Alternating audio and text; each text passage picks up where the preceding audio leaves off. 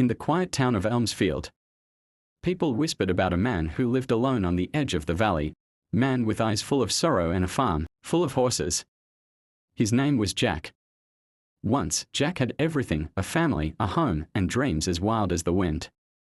Now, all he had were broken fences, unpaid bills, and 6 horses that hadn't raced in years. But every morning, no matter how cold or dark, Jack would feed them, talk to them, even when his own stomach was empty.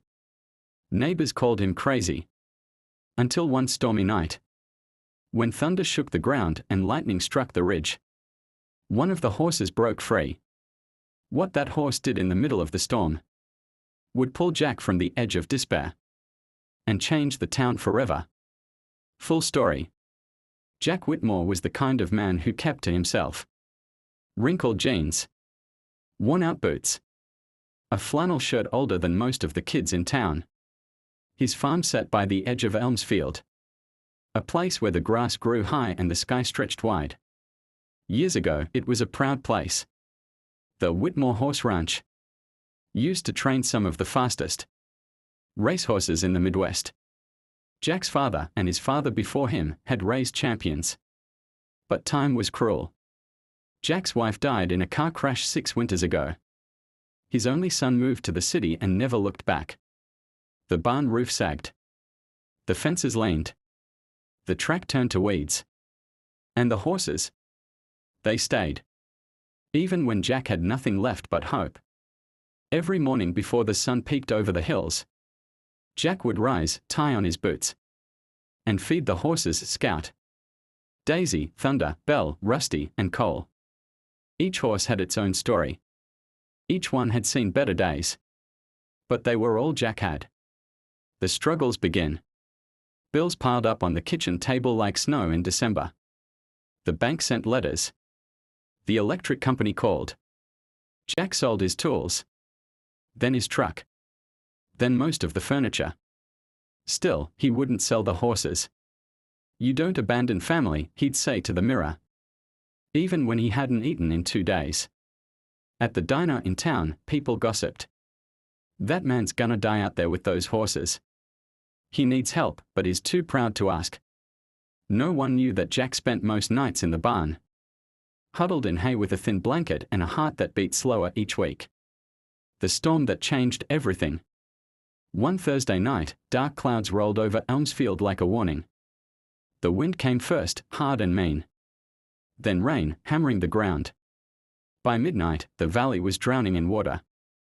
Jack stood at the barn door, holding a lantern, whispering, "Easy now, girls. Easy." But then, crack. A bolt of lightning struck the ridge near the east field. The horses panicked. Cole, the youngest and wildest of the group, kicked open the stable gate and bolted into the storm. "No!" Jack screamed, running after him, mud swallowing his boots. He couldn't see. Couldn't breathe. But he ran anyway. The miracle on Highway 17. 2 miles away, at the edge of town, a delivery truck lost control on the slick road. It slid toward the Willow Elementary School gate.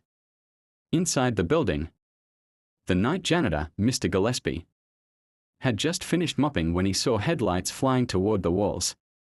But before the truck could crash, a dark shape darted into the road. A horse. Cole. The truck swerved violently, missed the school gate by inches and hit a tree instead. The driver was bruised but alive. When the police and ambulance arrived, they found the horse standing in the rain, guarding the truck like a statue. They also found Jack barefoot, shivering, coughing, walking through the storm to find Cole. The town awakens. The story hit the local paper the next morning. Horse saves school, local rancher's animal stops runaway truck. People were stunned. Children called Cole a hero. Reporters came. TV crews. Volunteers. They asked Jack for interviews. He declined. "I didn't raise heroes," he said. "I just raised family." But behind that quiet voice was a flood of emotion no words could carry. The town rallies. That Sunday, the mayor of Elmsfield held a town meeting. For the first time in years, every seat was filled. "We forgot about Jack Whitmore," the mayor said. "We let a good man fall through the cracks. But not anymore." A fundraiser was launched. Farmers donated hay. Mechanics fixed Jack's old truck for free. Kids painted signs that said, "Thank you, Cole." A local builder offered to fix the barn. Even the bank called off its foreclosure. Jack didn't cry in front of people. But that night, he stood in the barn, looked at his horses, and whispered, "You saved me, Cole. You saved all of us."